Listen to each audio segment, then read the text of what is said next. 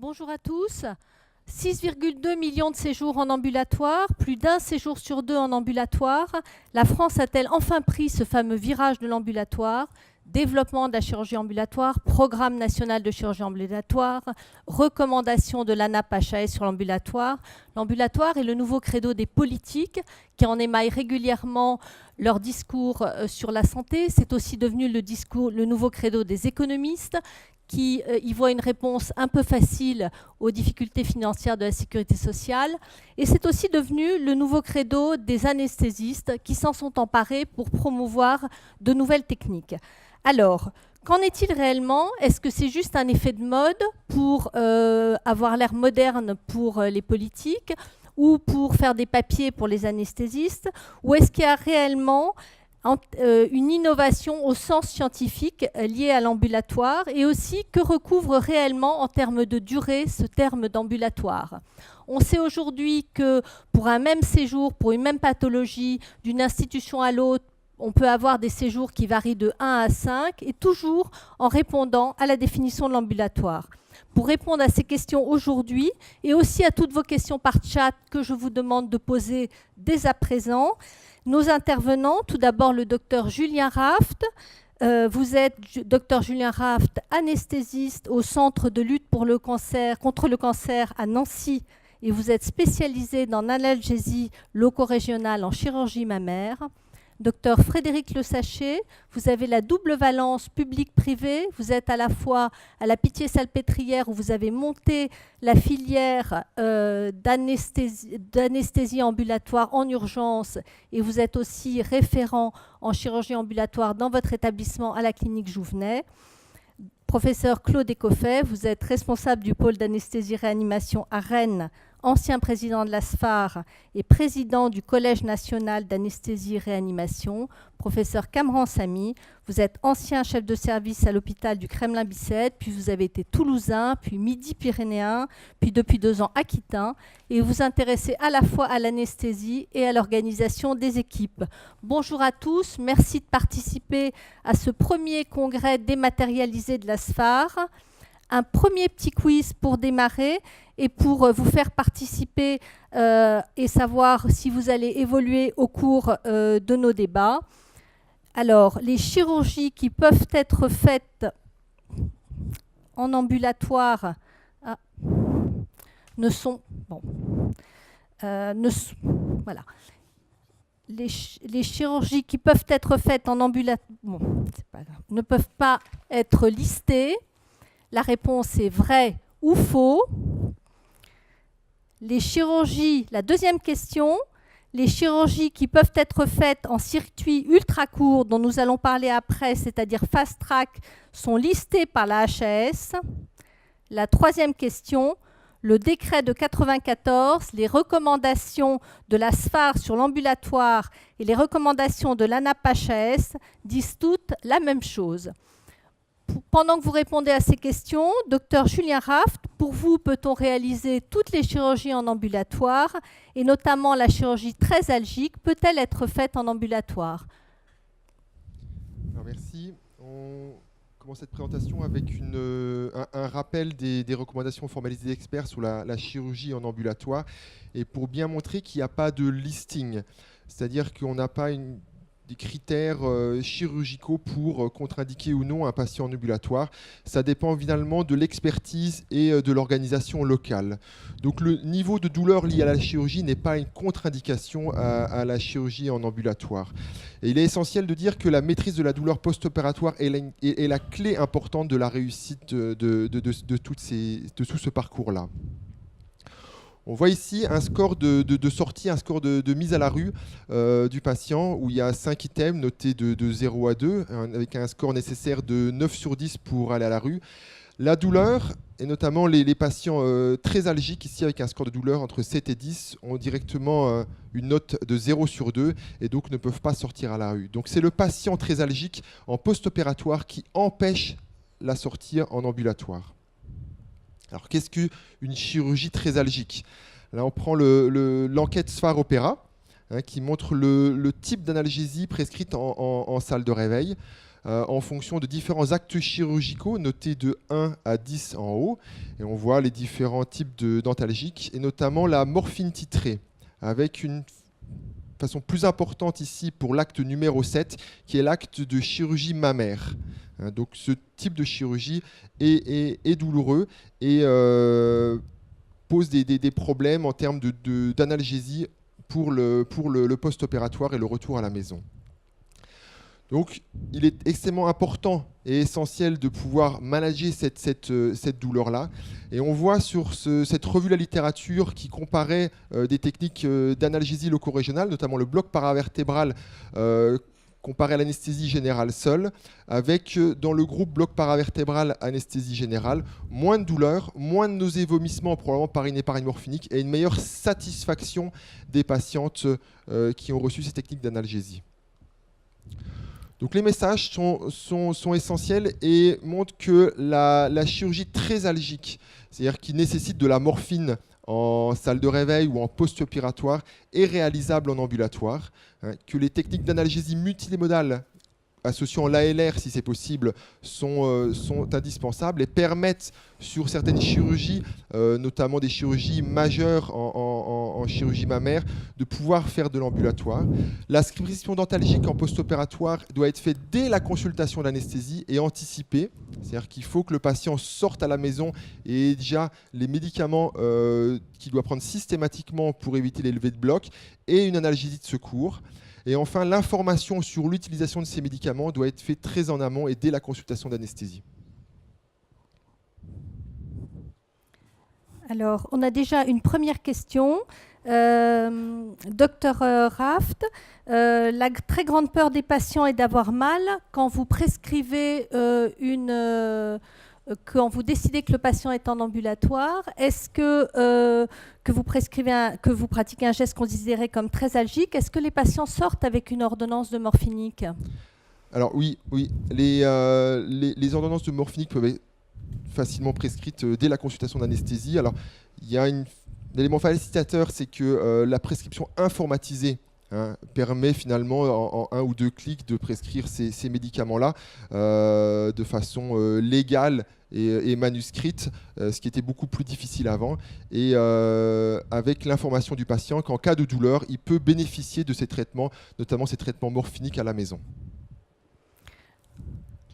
La prescription, comme vous le soulignez, de morphinique facilitée, ce n'est pas forcément toujours une réalité rencontrée par les praticiens, parce que très souvent, les pharmacies à l'heure actuelle nous opposent le document informatique, nous demandent une retranscription manuscrite des ordonnances, avec du toutes lettres, sur des ordonnances sécurisées.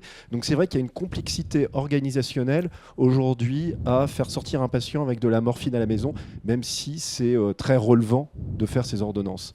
C'est une complexité qu'on rencontre sur le terrain et je ne sais pas si celle-ci va réussir à évoluer dans les prochaines années. Alors tout à fait, et l'informatique nous aide beaucoup par rapport à ça.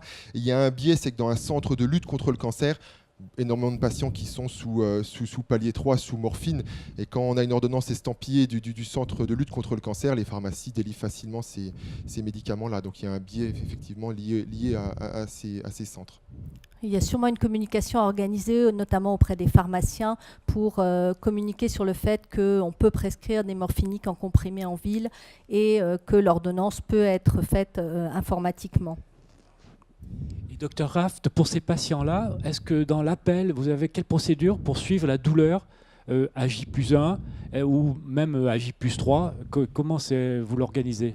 Alors, il y a toujours un appel fait à J+1 pour évaluer un peu le bien-être du patient et la douleur du patient, pour voir s'il y a des choses à rectifier éventuellement.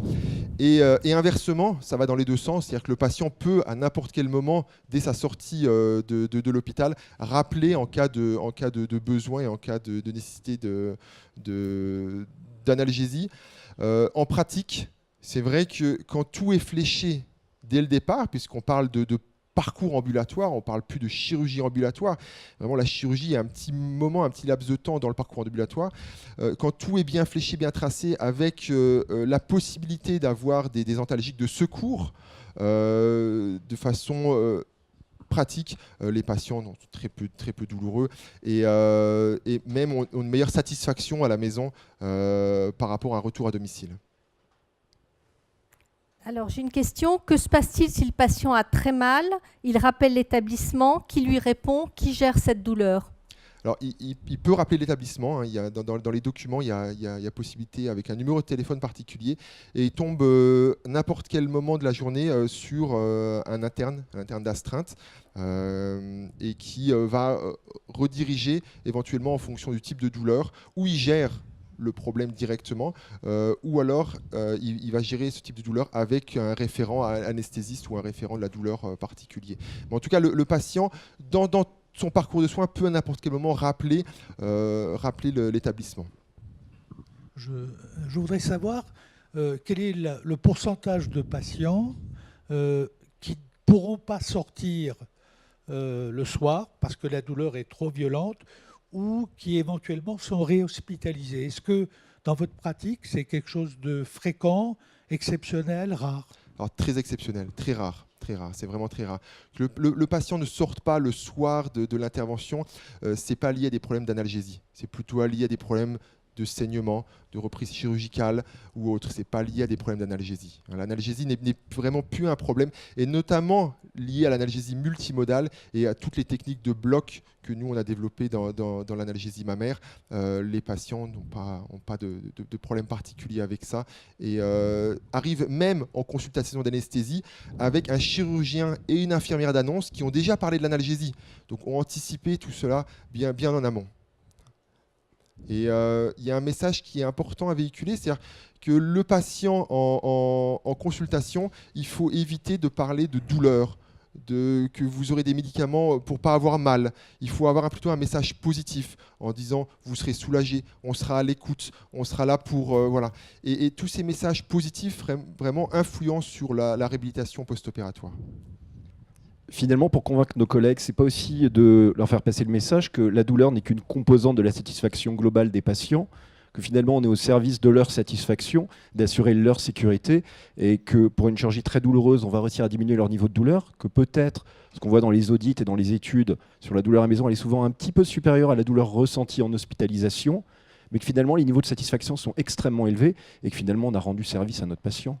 Parce que c'est pas finalement cette façon-là de faire accepter que certains patients vont être un peu plus douloureux.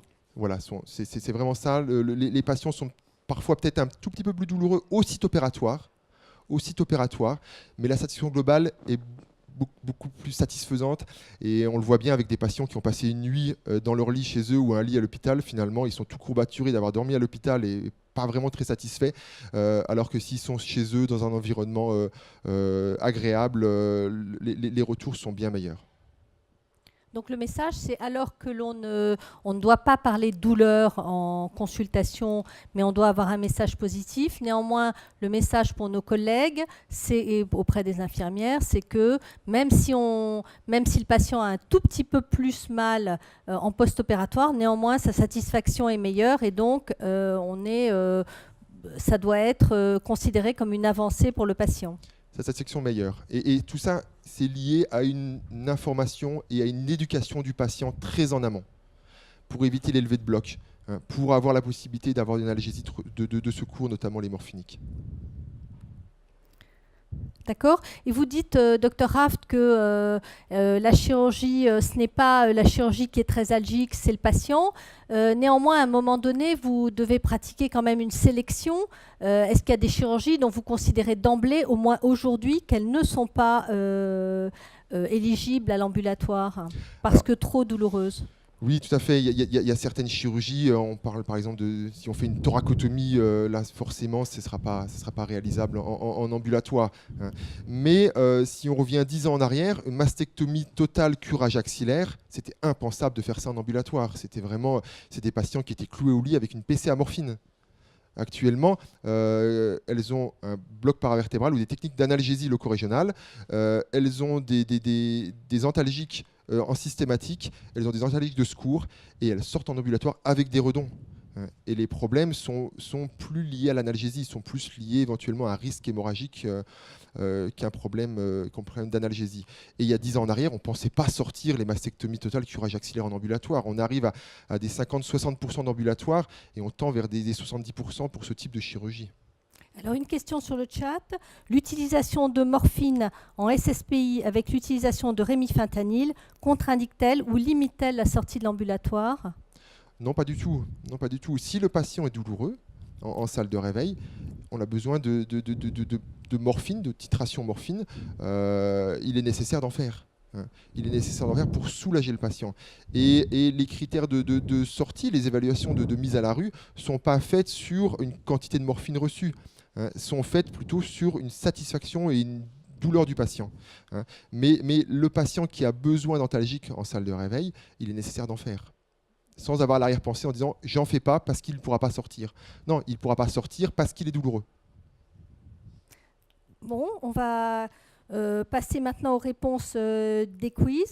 Donc, les chirurgies qui peuvent être faites en ambulatoire ne sont pas listées. Eh bien, 54% d'entre vous ont répondu vrai.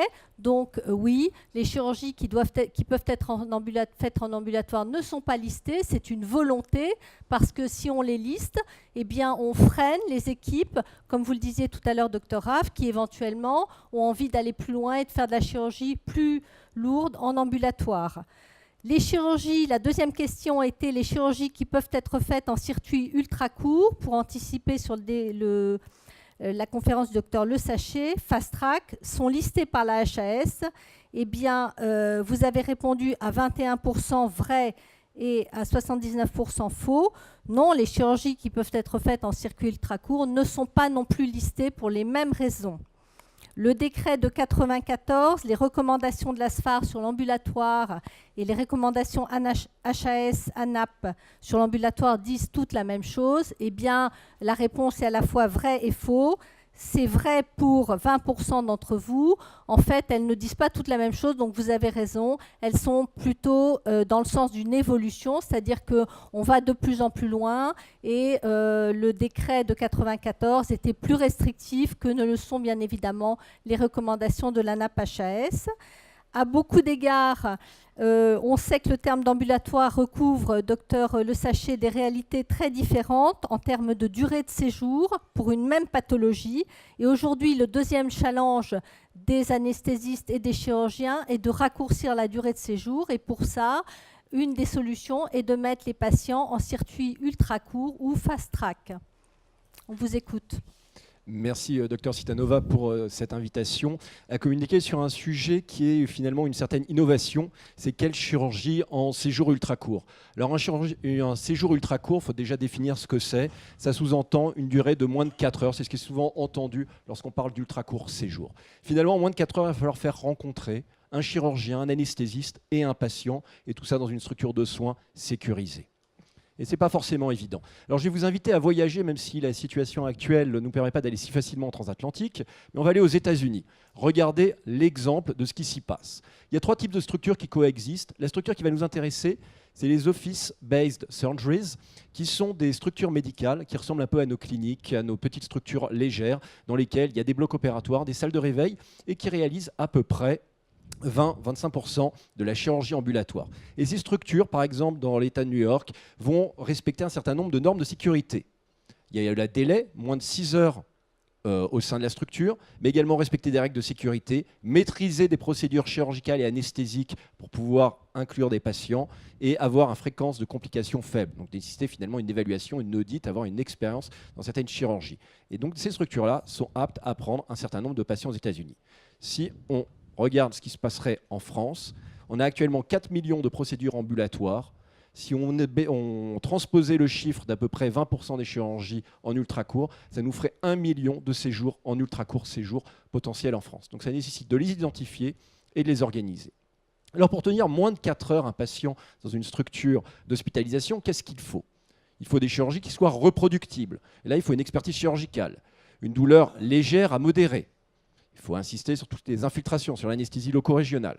Il faut une chirurgie qui soit non hémorragique, c'est important, non émétisante, ou qu'on mette les moyens pour la rendre non émétisante, et qui nécessite une absence de soins post-opératoires immédiats. Le chirurgien qui vous dit il y a 3 heures de garrot ou il y a un redon 6 heures, très clairement, c'est des patients qui ne relèvent pas de l'ultra-court séjour. Donc l'ultra-court séjour, c'est typiquement un travail à la chaîne, sans vouloir dévaloriser notre travail. C'est un travail qui doit être standardisé, qui doit être normé, qui doit identifier des patients. Alors pas faire un listing imposé, c'est un listing organisé au sein de son unité, qui correspond aux patients que l'on reçoit, qui correspond aux habitudes de prise en charge que l'on a. Donc c'est des choses qui doivent être organisées à l'échelon local. Si on est capable de faire une chirurgie qui paraît très complexe pour d'autres en ambulatoire et en ultra court séjour, on la réalise en ultra court séjour. Et ce qu'on fait dans un modèle n'est pas forcément transposable dans l'hôpital d'à côté ou la clinique d'à côté. Alors, quelle chirurgie en ultra court séjour en moins de 4 heures? Pour vous donner des exemples. Quand on regarde un peu le top 10 des chirurgies réalisées en ambulatoire, je vous rappelle qu'un séjour en France en ambulatoire, c'est considéré comme moins de 12 heures sur le site hospitalier. Et on a des cataractes, des cures de hernie, des poses de cathéter, des strippings de varices, des arthroscopies, un grand nombre d'interventions. On se rend compte que le panel d'interventions éligibles à l'ultra court séjour est extrêmement important.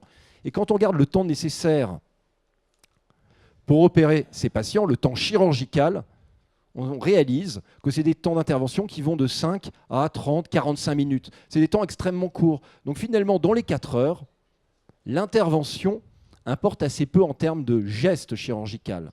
Ce qui importe, c'est tout ce qui va autour. C'est l'organisation.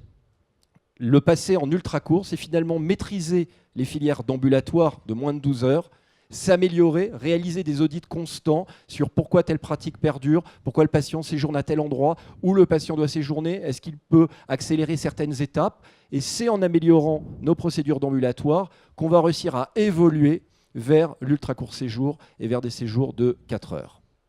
En pratique, il va falloir s'intéresser à des patients sélectionnés, avoir des durées reproductibles et avoir des suites reproductibles. Et c'est tous ces critères qui vont permettre de faire basculer des séjours qui duraient parfois 6, 7, 8 heures à des séjours de moins de 4 heures, voire pour certains de moins de 2 heures.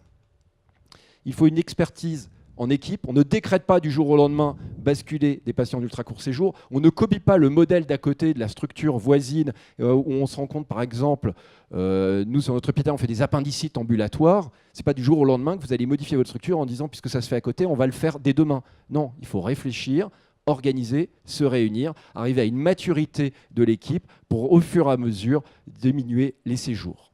Je vous remercie. Merci, docteur Le Sachet. La première question était quelle est la place du patient debout dans le circuit ultra court? Est-ce que pour vous, c'est un élément important? Alors, le patient debout, c'est pour moi un élément très important dans la Peut-être prise qu'il en charge. faut revenir sur la définition. Dans la prise en charge du patient, c'est le patient finalement, l'histoire des 3D, le patient qui est digne, qui est debout, qui est respecté finalement dans sa condition de patient et qui va descendre au bloc opératoire debout. Mais ça va avec tout le reste, parce que descendre au bloc opératoire debout, ça veut aussi descendre avec ses prothèses, les enlever à la dernière minute, pouvoir descendre avec ses lunettes, les ranger dans un vestiaire proche du bloc opératoire. Il y a beaucoup de choses qui vont derrière le patient debout. Mais oui, le patient debout est probablement un élément facilitateur, puisque quand dans une équipe, vous convoquez des patients à des horaires par exemple échelonnés et qui descendent au bloc opératoire debout, vous allez gagner du temps sur le brancardage. Vous allez pouvoir regrouper les patients entre eux, ce qui va permettre de diminuer les allers-retours des brancardiers, mais peut-être de lui donner du temps de communiquer un peu plus avec les patients, de créer une ambiance de réassurance, de créer quelque chose de respectueux des patients et qui va faire accélérer également le processus. Donc on va dans la qualité et également dans la rapidité. Docteur Le Sachet, parfois on entend des collègues qui disent « je ne peux pas faire l'ultra court dans mon établissement parce que l'organisation architecturale ne le facilite pas ». Est-ce qu'on peut quand même avoir une procédure, se mettre dans le schéma que vous avez proposé d'ultra court, même si tout n'est pas parfait dans l'organisation des murs et des pièces?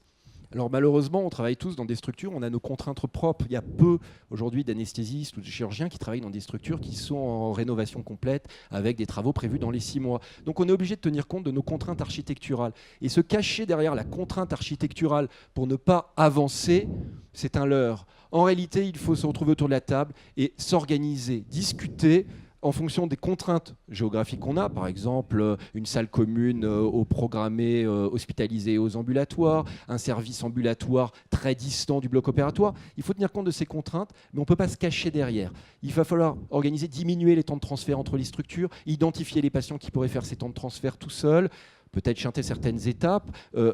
Il va falloir réfléchir autour d'une table, auditer les pratiques et ne pas se dire non, ma structure, vraiment, je dois prendre une ambulance entre le bloc opératoire et l'unité d'ambulatoire, donc c'est sûr qu'aucun patient pourra faire moins de 4 heures. Peut-être que cette ambulance pourra être transformée par un retour à pied. Il y a des solutions à un certain nombre de problèmes. L'objectif n'est pas d'aller forcément vers 2 heures, 3 heures, ce n'est pas le temps qui compte. C'est la qualité de chaque étape qui est importante. C'est que chaque étape apporte une augmentation de la satisfaction des patients dans un cadre de sécurité et de qualité du soin. Chaque étape est importante et nécessite des audits. Et est-ce que ce n'est pas vrai justement pour tout l'ambulatoire en général? Est-ce que un des messages n'est pas justement de dire qu'il n'est pas nécessaire d'avoir l'architecture adaptée pour démarrer l'ambulatoire? On fait de l'ambulatoire, on essaie de raccourcir les durées, des différentes manières dont on va parler aujourd'hui, mais que finalement, quand on fera des travaux dans l'hôpital ou dans la clinique, on essaiera d'être au plus près de ce qui est logique pour le parcours du patient. Je suis tout à fait d'accord avec vous, Dr Citanova. Monsieur Jourdain faisait de la prose sans le savoir. Eh bien, certains d'entre nous font de la RAC sans le savoir, vont passer des patients en ambulatoire sans vraiment le savoir et font de l'ultra-court séjour au sein de leur structure sans le savoir. Quand ils regardent les durées de présence de certains patients, il y a des patients déjà qui restent moins de 3 heures dans des structures. Au sein de ma structure, on fait de la chirurgie de la main. Le premier patient arrivé à 8 heures du matin, il est sorti à 9h30, 10h. Donc on fait de l'ultra-court séjour. Maintenant, ce qu'il faut, c'est continuer à avancer, à organiser pour que ça s'applique à tous les patients pour des pathologies similaires. C'est essayer de s'améliorer. Et cette amélioration, c'est une amélioration de la qualité. Et la rapidité va venir.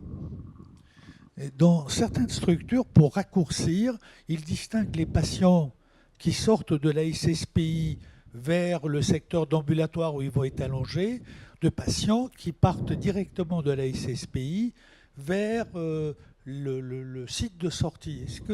Quel est votre avis là-dessus? Est-ce que ça peut aider, ça? Alors, très clairement, il faut avoir une réflexion sur les flux. On commence à devenir, alors gestionnaire de flux, ça fait très technique, ça fait très canalisation, mais on doit gérer un flux de patients. Notre métier aujourd'hui, c'est de gérer cette abondance de demandes de patients qui doivent être opérés et gérer ces flux. Finalement, lorsqu'on veut faire de l'ambulatoire et qu'on a des patients hospitalisés, il va falloir à un moment faire des flux préférentiels. Opérer peut-être plutôt les patients ambulatoires pour les libérer plus vite, privilégier le brancardage des patients qui nécessitent aucune surveillance en salle de réveil ou peu de surveillance. Il va falloir modifier un peu et probablement organiser les flux différemment en fonction du lit d'aval. Probablement, le patient qui est hospitalisé, il peut passer en fin de programme le soir, quitte à l'avoir convoqué à J0 plus tard dans la journée, puisqu'il va rester, il n'y a pas d'urgence. Les unités ambulatoires, à l'heure actuelle, en France, c'est vrai qu'elles ont aussi un horaire de fermeture. Donc, il faut tenir compte de toutes les contraintes de la structure. C'est pour ça qu'il faut vraiment se mettre autour de la table. Ce n'est pas anesthésiste dépendant. C'est vrai que les anesthésistes, on s'implique beaucoup parce qu'on a envie aujourd'hui de relever cet enjeu de la qualité du soin qui va se faire sur une meilleure rapidité aussi. Et on doit réunir tous les acteurs, les paramédicaux, les brancardiers, les directions hospitalières et cliniques et nos collègues chirurgiens. Les convaincre que ce que l'on fait est bien pour le patient et sûr pour le patient. Je souhaitais savoir si dans une structure d'ambulatoire déjà bien rodée, on souhaite faire de l'ultra-court séjour. Est-ce que ce n'est pas au détriment finalement des autres patients? Et la durée va s'allonger sur les autres patients puisque les infirmières seront plus sur les patients qui seront d'ultra-court. Alors ça pourrait être le risque, c'est de se focaliser sur les patients ultra-courts en disant on nous a demandé de faire l'ultra-court séjour, on va tenir nos objectifs. Les patients intitulés, je ne sais pas, cataracte, canal carpien, nous a demandé de les garder moins de 2 heures, on va y arriver, on va tout accélérer. Donc ça serait un risque de le prendre au détriment des autres. Moi je le vois différemment. Si on montre à nos équipes qu'on est capable de garder des patients qui reçoivent des sédations, des anesthésies locales, voire certains des anesthésies générales, moins de 2 heures, pourquoi les autres restent aussi longtemps? Et progressivement, elles vont se dire non, on a peut-être mis trop de contraintes dans nos prises en charge des patients dits sous anesthésie générale, non, on va aussi alléger pour les autres. Et finalement, il y a toujours un bénéfice, mais c'est l'évolution actuelle du RAC vers l'ambulatoire, vers l'ultra-court séjour. C'est qu'à chaque fois, on réalise qu'on s'est amélioré et que l'amélioration qu'on fait en ambulatoire, elle bénéficie aux hospitalisés. Quand on fait des blocs pour pouvoir rentrer à la maison, on se met à faire des blocs pour ceux qui restent à l'hôpital. Donc on améliore la prise en charge des autres. Donc développer l'ultra-court séjour au début, ça peut être au détriment des patients qui vont rester un quart d'heure, une demi-heure, 1 heure de plus. Mais très rapidement, ça va montrer qu'on peut faire plus vite, aussi bien et en sécurité. Et la sécurité, c'est indispensable. Et alors, si dans ma structure, je décide de me lancer dans l'ambulatoire ultra court, je commence par quoi? Par des chirurgies fréquentes, bien maîtrisées, avec un chirurgien expert. Je ne commence pas avec la chirurgie faite par l'interne, où il se pose la question du pansement compressif ou pas compressif. Je le fais avec un chirurgien qui est rodé pour montrer que ça marche, pour avoir une sorte d'exemplarité en disant vous voyez, ça se fait très bien, ça se fait en toute sécurité. On recueille les questionnaires de satisfaction de J1 et on montre que les patients ils sont extrêmement heureux et qu'ils ne regrettent pas de ne pas être restés 6 heures au sein de votre structure, que 2 heures leur a suffi s'ils ont eu un soin de qualité, évidemment. Oui, c'est important de... La qualité et la sécurité, c'est quand même le maître mot. L'organisation autour ne doit pas être au détriment ni de la qualité ni de la sécurité. Et là, ce qui est important, c'est d'évaluer la satisfaction des patients. Et c'est finalement ce qui se fait beaucoup aujourd'hui en ambulatoire, qu'on ne fait peut-être pas assez en hospitalisation. Essayer de recueillir leur niveau de satisfaction, leur niveau de difficulté. Et avant de passer à la présentation du professeur Ecofet, je vais vous présenter le deuxième quiz. Pour une pathologie donnée, sauf complications, si j'ai décidé de bypasser la SSPI, je ne peux plus changer d'avis. Est-ce que c'est vrai ou faux? Deuxième question, si l'on doit garder... On doit garder le patient au moins 1 heure après la sortie de SSPI ou du bloc si j'ai bypassé la SSPI, c'est-à-dire qu'à partir du moment de la fin d'intervention, je dois garder le patient 1 heure dans la structure. Est-ce que c'est vrai ou faux? Et la troisième question, si je signe la sortie de la SSPI, il n'y a pas besoin de faire le score d'Aldred, c'est-à-dire que si c'est moi, médecin, qui signe la sortie, le score d'Aldred n'est pas nécessaire. Et la dernière question, même si le patient a reçu de la morphine en SSPI, je peux l'hospitaliser en ambulatoire. Là, je pense que tout le monde aura la bonne réponse. Professeur Ecofet, une fois que l'on est engagé dans l'ambulatoire, l'objectif est de raccourcir les durées de séjour, on l'a bien compris, les temps inutiles, les temps vides. Et vous allez nous parler de la SSPI. Est-ce qu'on peut la bypasser? Pourquoi et dans quelles conditions? Merci, docteur Sistanova. Donc effectivement, on a beaucoup parlé de parcours de soins ambulatoires. Et lorsqu'on s'intéresse au parcours de soins ambulatoires et qu'on applique la théorie du lean management, qui est de chercher quelles sont les phases inutiles pour le patient pour améliorer l'efficience du parcours. Un des points sur lesquels on va se poser, c'est est-ce que le passage en SSPI est utile dans tous les cas? Le temps de séjour en SSPI est dépendant d'un score. Donc si ce score est déjà obtenu à la fin de l'acte opératoire, à la sortie de la salle d'opération, est-ce qu'il est utile que le patient passe en SSPI?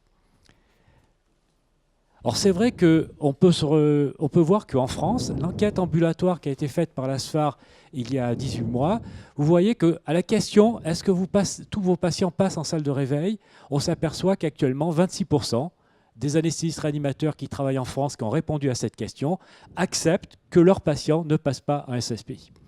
Et si on regarde la deuxième partie de la question, qui était pour quel acte, on voit qu'il y a l'ophtalmologie et tous les patients qui ont eu une anesthésie loco-régionale périphérique, qui sont bien sûr les patients les plus éligibles à ce type de procédure. On s'est également intéressé aux patients, aux anesthésistes réanimateurs qui ne le font pas. Et en fait, la question... Ils ne le font pas, mais ils attendent une décision, dans 3 quarts des cas, une décision de la Société française d'anesthésie-réanimation. Donc voilà, donc, on voit que finalement, il ne faudrait pas grand-chose pour aboutir à améliorer le parcours ambulatoire des patients. Alors je reviens sur un travail là, qui a été fait aux États-Unis, qui a regardé, vous voyez, fast track. Bon, c'est un mauvais terme. Normalement, c'est bypass de la SSPI. Donc, patients qui étaient éligibles à cette procédure et les patients qui étaient inéligibles, qui devaient absolument passer en salle de réveil. Et là également, on confirme bien ce qu'ont répondu nos collègues anesthésistes réanimateurs à l'enquête opéra ambulatoire de la SFAR, c'est que l'ophtalmo, dans plus de 90% des cas, les patients peuvent bypasser la salle de réveil. Et lorsqu'on regarde sur le champ de l'orthopédie, on voit que près de 60% des patients en orthopédie peuvent bypasser la salle de réveil. Donc clairement, c'est les 2 champs chirurgicaux dans lesquels on peut appliquer cette mesure. Alors que dit la SFAR? Alors c'est vrai qu'on va revenir, on a un décret sécurité anesthésique qui date de 1994, donc il y a plus de 20 ans, qui a été fait à une période où on parlait un peu d'ambulatoire, mais très très légèrement. On avait à cette époque-là très largement en dessous des 10% d'ambulatoire. Également, à cette époque-là, l'anesthésie loco-régionale, c'était surtout rachianesthésie péridurale. Il y avait peu de blocs périphériques. On faisait un peu de blocs périphériques pour les urgences, les fractures du membre supérieur, mais pas pour la chirurgie programmée. Et donc, on voit qu'en 20 ans, on a changé complètement notre politique parce que maintenant, on fait plus de 50% d'ambulatoire et la loco-régionale périphérique est très, très répandue. Donc, si on intègre ces données nouvelles, on voit que pour l'anesthésie topique et que pour toute technique d'anesthésie loco-régionale périphérique chimie supérieure à 60 minutes, pour être sûr qu'on n'ait pas un pic de résorption des anesthésiques locaux, on peut éventuellement bypasser la salle de réveil. Si on veut le faire, je vous conseille quand même d'écrire une petite charte de fonctionnement. Je vous rappelle que les SSPI c'est les directions d'établissements qui doivent les mettre en œuvre. Donc il faut prévenir la direction que pour certains types de patients, ils ne vont pas passer en salle de réveil. Bien sûr, vous mettre d'accord entre anesthésistes réanimateurs pour qu'il y ait un de vos collègues qui le refuse. Alors le patient ne va pas comprendre si on lui a proposé en salle de réveil, donc il faut qu'il y ait un consensus d'équipe. Et également, il faut prévenir nos collègues chirurgiens, parce qu'éventuellement, ils peuvent dire pour tel patient, moi je préférerais que ce patient soit surveillé quelques minutes en SSPI. Donc ça, charte de fonctionnement. Troisième point, vous gardez toujours la main. C'est quand même, s'il y a un patient, vous dire, ah bah celui-là, non, j'ai une difficulté à faire le bloc, je préfère quand même, peut-être qu'il y aura un peu plus de résorption, voilà, bon, je préfère le garder en salle de réveil, bien sûr, le patient va en salle de réveil. Ce n'est pas un diktat de la direction de l'établissement. Et troisième point, là c'est pour l'HAS, la certification. Je vous conseille, bien sûr, le score d'Aldred modifié que vous faites en SSPI, vous l'avez fait au bloc opératoire, vous le renseignez sur votre feuille d'anesthésie, et donc le patient, il est réglementairement, il est dans la bonne procédure, puisqu'il a la traçabilité de sa sortie de SSPI qui a été faite sur votre feuille d'anesthésie. Alors après, c'est vrai que si on revient un petit peu sur les normes, on a parlé tout à l'heure du décret. Effectivement, le décret dit tout le monde en SSPI. Les recommandations HAS ANAP de 2013 donnent la possibilité de bypasser la salle de réveil. Bon, après, il y a la hiérarchie des normes.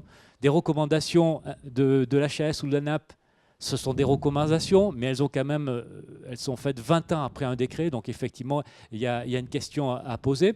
Et donc, que fait l'ASFAR? Donc, l'ASFAR est en discussion depuis plusieurs mois avec l'HAS. Il y a eu un texte qui a été validé au printemps de l'année dernière par le conseil d'administration de l'ASFAR et qui donc va sortir au journal officiel début 2017. Bon, c'est pas facile parce que vous connaissez que le fonctionnement de nos ministères, là, bientôt les élections, donc, mais on va avoir ce texte prochainement qui dit clairement que dans les actes dont je vous ai parlé tout à l'heure, on n'aura plus besoin de passer les patients à SSPI, donc on pourra améliorer, raccourcir le circuit patient pour faciliter l'ultracourt dont a parlé le docteur Le Sachet.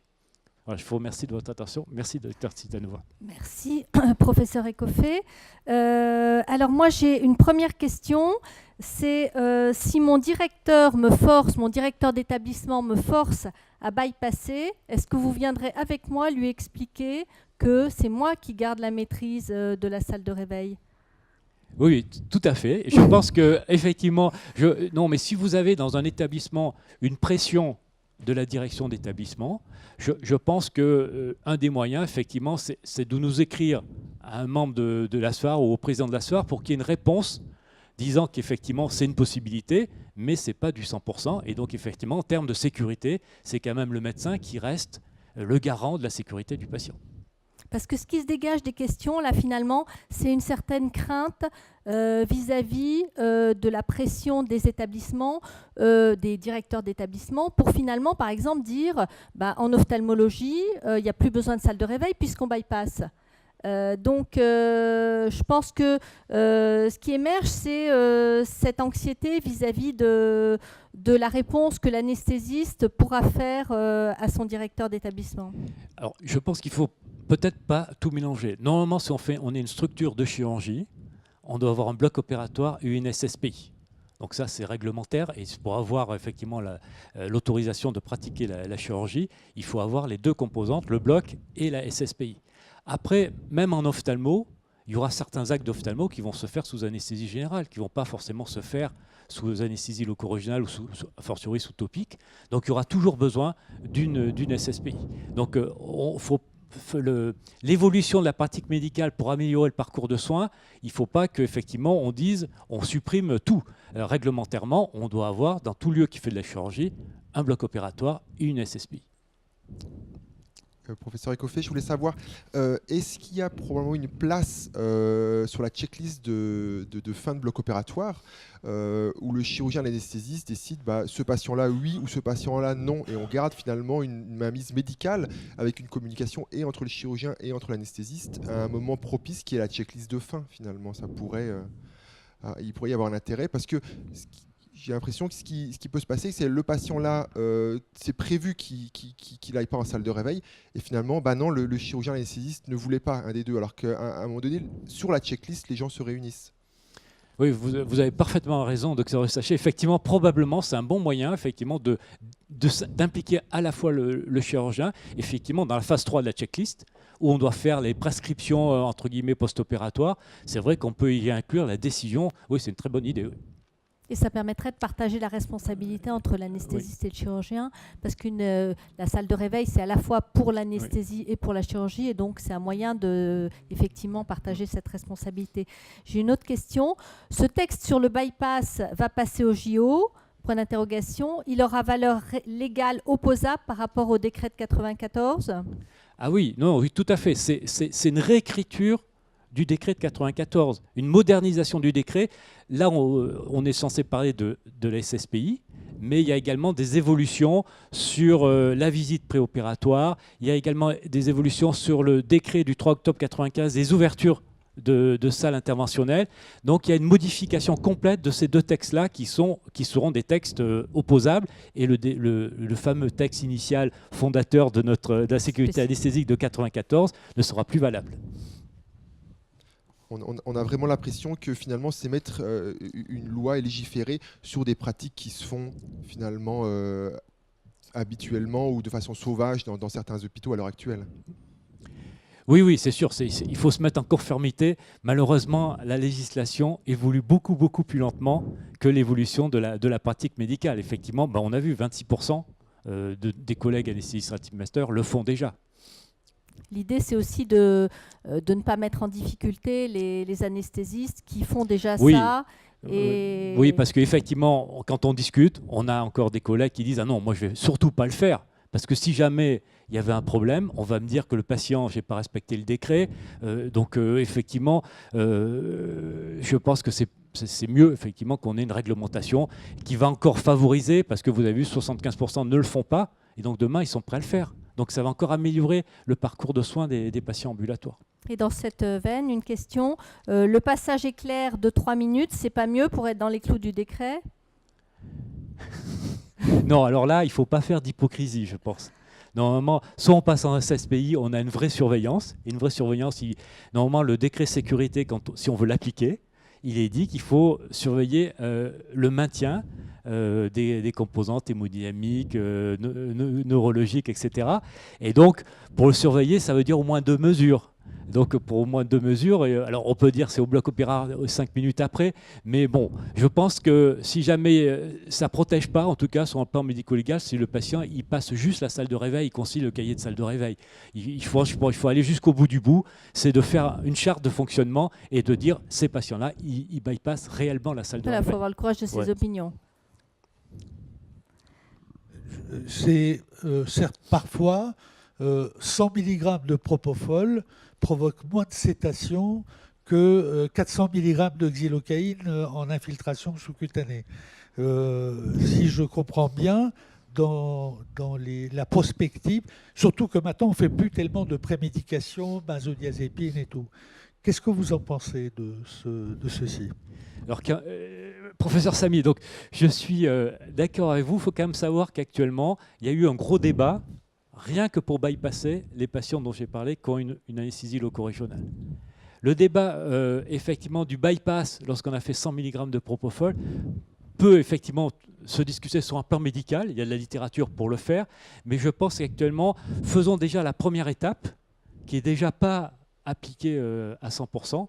Et on fera à la prochaine émission, on rediscutera du débat avec le propofol. L'étape suivante, c'est finalement de dire que tout patient qui a les critères de sortie avant de rentrer en salle de réveil ne rentre pas en salle de réveil. Parce que pour travailler dans une grande salle de réveil avec des listes d'attente continuelles, c'est vrai que le bypass attendu est une chose très favorable. Parce qu'on a des patients qui sont en attente dans les blocs opératoires, qui embolisent les programmes opératoires, qui sont en attente de passage en salle de réveil. Et c'est vrai que c'est une cacophonie. Et donc très clairement, à un moment, le message qui sera passé, c'est probablement tout patient qui a les critères de sortie avant d'arriver ne passe pas en salle de réveil. Et puis aussi, est-ce que ce n'est pas une utilisation intelligente d'utiliser les infirmières de salle de réveil pour surveiller les malades qui en ont vraiment besoin, plutôt que d'aller prendre des pouls et des tensions à des malades qui ont déjà les scores de sortie et qui finalement, ça leur prend du temps pour des malades qui n'en ont pas besoin. Ah oui, parce que le grand bénéfice de la SSPI, quand même, c'est pour les patients les plus lourds, la prise en charge de la douleur, du redon qui saigne, etc. Et donc si le personnel soignant des SSPI passe son temps à juste voir des patients qui ont eu une topique d'ophtalmo, c'est juste une perte de temps, au détriment des autres patients qui ont besoin de plus de soins. Et donc on améliore à la fois la qualité des patients qui ne vont pas en salle de réveil, mais aussi de ceux qui ont une obligation, parce que pour les soins, de passer en salle de réveil. Donc on a un double bénéfice en termes de qualité. C'est le même raisonnement que pour l'ambulatoire forain, où on ne mélange pas les cas d'ambulatoire avec les cas d'hospitalisation pour ne pas détourner le personnel des salles vers des patients ambulatoires sur lesquels il va y avoir des papiers, des signatures, des choses, au détriment des patients qui ont besoin de soins lourds. Donc c'est vraiment la réorganisation du soin qui est en train de se jouer. Je vais donner la réponse au quiz. Donc, pour une pathologie donnée, sauf complication, si j'ai décidé de bypasser la SSPI, je ne peux plus changer d'avis. Eh bien, évidemment, c'est faux et vous avez répondu faux à 95%. On doit garder le patient au moins 1 heure après la sortie de la SSPI ou du bloc si je veux bypasser. Donc, est-ce qu'il y a une réglementation sur la durée de séjour du patient après la fin de la chirurgie? La réponse est non. Et vous avez répondu faux à 90%. Si je signe la sortie de la SSPI, il n'y a pas besoin de faire le score d'Aldred. Bien évidemment, c'est faux. Si je signe la sortie de la SSPI, il faut qu'il y ait un score d'Aldred, soit qu'il soit fait par le médecin, soit par l'infirmière, mais il faut que le patient soit scoré, que l'on ait une trace. Et c'est faux pour vous à 80%. Même si le patient a reçu de la morphine en SSPI, je peux l'hospitaliser en ambulatoire. Bon, là, vous avez répondu à 100% vrai, et donc, bien évidemment, c'est vrai. Maintenant, la dernière étape avant la sortie, le dernier kilomètre, c'est la signature du praticien avant la sortie. Professeur Kamran Sami, pensez-vous que l'on puisse, contrairement à ce qui est pratiqué dans la plupart des établissements aujourd'hui, se passer de la signature du ou des médecins? Je reviens en arrière. Est-ce que je peux revenir en arrière? Je sais pas. Voilà. Tu peux regarder. Dans l'enquête dont le professeur Ecoffé a parlé sur ce que l'on fait en pratique pour la sortie de l'ambulatoire, dans les cases noires, environ dans 20% des cas, les anesthésistes ne participent pas à la signature de sortie. Mais dans 75% des cas, et c'est les autres colonnes, les anesthésistes participent parfois ou systématiquement à la signature de sortie. Mon sentiment, c'est que ce dossier, c'est le vrai pensum de l'anesthésiste et que la signature, c'est son pensum un peu médico-légal et que nous le prenons du mauvais côté. Alors, pourquoi nous le prenons du mauvais côté? Si on veut être médico-légal, regardons les textes. Alors, que disent les textes? Ils disent que l'autorisation de sortie est une décision médicale authentifiée par la signature d'un des médecins de la structure. Et que d'autre part, chaque professionnel assume ses propres responsabilités. Donc, à aucun moment, on a parlé de visite, de passé. On a parlé de décision. Et sur quoi on doit baser cette décision de sortie? C'est un score de Chung qui existe et qui permet de décider. Or, le score de Chung, c'est quoi? C'est tous les critères de sortie de SSPI, plus 2 autres critères, qui sont est-ce que le malade peut marcher ou pas, est-ce que le patient saigne ou pas. L'ensemble de ces critères, leur vérification est peut-être plus important qu'une décision réflexe de signature. Allô, est-ce que vous voulez faire signer les patients? C'est pourquoi mes recommandations seraient les suivantes. C'est que on peut partir du fait que ce qui est exigé, ce n'est pas la signature d'un médecin, ce qui est exigé, c'est la signature, l'autorisation et non le passage, et qu'il suffit dans la prescription de signer sortie ici, score de Chunk supérieur ou égal à 9 sur 10. Naturellement, dans certains cas, l'anesthésiste peut décider qu'il a envie quand même lui-même de passer revoir le malade, par exemple quand il a eu un problème d'intubation difficile, de voie aérienne, de dents cassées, il a envie d'en parler avec le patient. Mais en pratique, dans la majorité des cas, les chirurgiens voient leurs patients avant la sortie, et en ce qui nous concerne, notre responsabilité est la vérification des critères de sortie de salle de réveil. Merci, professeur Écoffé. Professeur Samy, pardon. Alors, la question qui se pose, c'est finalement, vous avez dissocié la signature et le passage. C'est bien ça votre message. La question, c'est, alors finalement, ce passage, pour vous, ça ne sert à rien sur le plan médical. C'est-à-dire qu'il n'y a aucun moment où c'est écrit que le passage, d'abord, il n'est pas réglementaire. Ce qui est important, c'est de savoir s'il est utile sur le plan. Or, j'ai le sentiment, aussi bien en SSPI que pour l'ambulatoire, on s'appuie davantage sur venez signer la sortie que valider les critères qui ont été vérifiés par l'IDE. Autrement dit, allô, est-ce que vous les signez prévaut sur l'existence de critères. Alors, le médecin qui vient, il ne vérifie pas ces critères le plus souvent. Il signe parce qu'il n'a pas le temps. Et il écoute l'infirmière qui lui dit « le patient peut sortir ». Donc, je pense qu'il est préférable de mettre les pendules à l'heure, d'utiliser des critères stricts, de former les infirmières pour qu'ils les connaissent et les appliquent, de le faire en prescription. Mais à ce moment-là, le passage en soi, n'étant pas réglementaire, ne me paraît pas nécessaire. Moi, je vois dans la structure de lutte contre le cancer, les scores de sortie sont prescrits à l'infirmière, mais les chirurgiens vont revoir les patients quasiment systématiquement, pas pour des raisons médico-légales, plus pour des raisons de courtoisie et qui rentrent dans le cadre du parcours patient dans sa globalité, en disant j'ai réussi à faire l'acte qui était prévu, la NAPAT sera dans 10 jours, on se revoit en consultation dans 15 jours, vous aurez peut-être ou non de la chimiothérapie ou de la radiothérapie, mais c'est plus... Voilà, un échange de courtoisie, un échange médical sur des données que les patients sont demandeurs. Ils ne sont pas demandeurs d'avoir un score, les patients. C'est un côté médico-légal. Et cette visite par le chirurgien en post-opératoire est souvent bien vécue par le patient. Alors, j'ai une question sur le chat. Tout à fait d'accord en théorie avec le professeur Samy, mais les experts HAS pour la certification des établissements ont dit signature obligatoire d'un praticien. Pour la sortie, les experts du judiciaire disent la même chose. Est-ce qu'on n'est pas trop en avance si on suit les recommandations du professeur Samy ? Oui, alors, oui. J'ai l'impression que le message du professeur Samy était extrêmement clair. On revient sur la même chose. Signature. La signature, elle est indispensable. Mais la signature, et ça a été dit plusieurs fois, c'est une prescription qui est faite aux infirmières d'ambulatoire, comme on leur a pu leur prescrire de faire un glaçage d'un genou, ou comme on a pu leur prescrire de donner 3 Trupalgiques au patient pour son retour à domicile. C'est une prescription qui leur est faite après une formation, et ça a été bien insisté.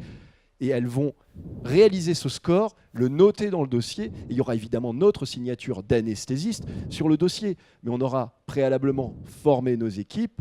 Et oui, évidemment, si l'infirmière fait n'importe quoi, c'est comme quand elle fait un Lovenox n'importe comment ou qu'elle donne un médicament sans tenir compte des doses. Oui, elle se mettra en danger également. Mais ce n'est pas l'idée. L'idée, c'est de les former, qu'elles respectent le score. Et dès que ça sort de la norme, elles nous rappellent. Évidemment, on repasse voir les patients. À chaque étape du soin, on doit pouvoir interrompre ce qui avait été prévu. Il peut y avoir les rouages qui se bloquent un petit peu, on doit pouvoir intervenir, dire mais si le patient est néseux et qu'il ne se sent pas bien, laisse-le, on reviendra le voir et s'il faut, on l'hospitalisera. Oui, juste, moi j'ai vu des experts d'HAS qui sont venus reprocher aux anesthésistes leur signature. Mais ce qu'ils se disaient, c'est que vous signez la sortie, juste une signature. Mais il n'y avait pas si, etc. On peut imaginer la même chose pour la SSPI. C'est-à-dire que si vous signez, c'est une fausse signature avant même l'événement. Mais si vous mettez des critères objectifs et que vous mettez une procédure en place, Je pense que c'est quelque chose qui n'est pas la même chose que le reproche qui est fait en disant vous présignez à l'avance. Professeur Ecofé. En complément sur la question qui a été posée, nous on fait la procédure qui a été décrite là, par le professeur Samy. On a eu la visite de certification HAS l'année dernière dans mon établissement et l'expert qui était là, qui faisait les blocs opératoires et l'anesthésie, n'a pas critiqué cette mesure. Donc peut-être qu'il y a des experts HAS qui ont un petit peu de retard dans l'actualisation entre guillemets, de la nouvelle médecine et des nouveaux parcours de soins. Mais néanmoins, je pense que ce qu'on a dit, on n'a pas dit qu'on ne signait pas. Hein. Comme l'a redit le docteur Le Sachet, on signe bien une prescription de sortie en fonction d'un score, comme on va le faire en réanimation. Quand vous demandez à l'infirmière de régler la perfusion de noradrénaline à telle pression artérielle, c'est une prescription, mais vous n'êtes pas derrière, et je pense que c'est encore plus dangereux qui est de faire varier un débit de noradrénaline que de valider un score qui est quand même relativement simple. Alors, toujours dans le même esprit, est-ce que le score d'Aldred suffit pour que le patient sorte de SSPI sans signature? C'est plutôt une question pour le professeur Ecofé. Oui, le score de sortie. Vous prenez le score de sortie que vous utilisez habituellement en SSPI dans votre établissement. Et donc, vous le décalez à la sortie du bloc opératoire. Donc, peu importe le score, vous prenez le score que vous utilisez habituellement en salle de réveil dans l'établissement. Mais la question était de savoir si il faut signer à côté du score. C'était ça la question, je pense. Oui. Non. Alors là aussi, je pense que la procédure est la même pour la sortie de l'unité ambulatoire. C'est que en fin de bloc opératoire, vous faites votre prescription post-opératoire. Si le score X, donc Aldred modifié par exemple, est à 0, enfin s'il n'y a pas s'il est normal, le patient peut quitter la salle de réveil. Mais vous avez signé au moment de votre prescription, la signature elle est faite. Surtout maintenant avec les dossiers informatisés, voilà, c'est la signature, c'est vous qui avez fait la prescription. Alors, j'ai une autre question. Si je suis mis en cause par un patient et que l'expert me demande pourquoi je ne suis pas repassé, qu'est-ce que je vais lui dire, professeur Samy? Donc, il faut que vous assumiez votre responsabilité. Si votre anesthésie a été faite sans problème, en salle de réveil, tout va bien, et que le score de sortie est bien, je ne vois pas, mais enfin, c'est possible qu'il y ait un problème dû à l'anesthésie. Donc, on reprend le texte. Je dois donner l'autorisation selon ma responsabilité. Si en revanche, le patient fait un dyspnée laryngée 3 heures après, et que moi, j'ai appliqué un score, mais que je n'ai pas tenu compte de cet incident, difficulté, intubation traumatique et que j'ai eu, je suis responsable. Donc il faut appliquer le bon sens. Il faut vouloir faire le bien pour les patients. Il faut vouloir se dire qu'est-ce qui est utile et ne pas vouloir se couvrir. Car en voulant se couvrir, ce sont ces signatures un peu factices et que tout le monde fait entre nous, sans vérification et sans réflexion. Alors c'est sûr que réfléchir, c'est plus risqué que de faire les choses systématiquement sans réfléchir. Mais peut-être qu'il faut aller vers l'application des critères et en cas de doute sur son anesthésie, revoir le patient. Alors, une autre question sur le chat. Est-ce que vous précisez une heure pour la sortie de Lucas ou est-ce que vous indiquez juste sortie possible dès obtention du score de Chung? Alors, il y a les deux sont possibles. Vous pouvez mettre sortie à partir de telle heure, 6 scores. Il y a des gens qui le font, ça. Ils fixent une heure minimale. Mais après, ça vous laisse la main. À partir de cette heure, vous le faites. Mais ceci n'est pas du tout réglementaire, parce que ce qui compte, c'est que le patient soit apte à sortir. Ceci dit, ça peut être rajouté, comme pour... c'est une décision du médecin qui se donne un garde-fou d'horaire, éventuellement. Et finalement, on se rend compte que la maturité en ambulatoire, elle vient au fur et à mesure. Au début, on met des horaires, on met selon Chung, et puis après, on enlève l'horaire, on dit selon Chung, et on se rend compte que des patients quittent la salle d'ambulatoire 30 minutes après y être arrivés. Et ils ne sont même pas passés par salle de réveil, et on a bien attendu les 45 minutes de résorption des blocs en anesthésie plexique. Donc c'est vrai qu'on acquiert au fur et à mesure une maturité dans nos pratiques et dans nos tentatives d'évolution. Et qui va dans le sens d'une simplification. Merci à tous. C'est la fin de ce ISFAR que vous pourrez voir en replay pendant 1 an. Merci à ceux qui ont posé des questions pour enrichir ce débat. Et merci à nos intervenants qui nous ont éclairés. L'ambulatoire doit atteindre 66% des séjours en 2020 et parmi ces séjours, de nombreux patients seront en circuit ultra court. Ça va nous imposer et ça nous impose d'ores et déjà de réfléchir à chaque étape du parcours du patient. Il apparaît au cours de ce débat que le mot organisation a été prononcé un très grand nombre de fois, je pense le plus grand nombre de fois, et que nous devons nous débarrasser de quelques présupposés pour redéfinir un parcours idéal du patient. Merci à tous de votre attention.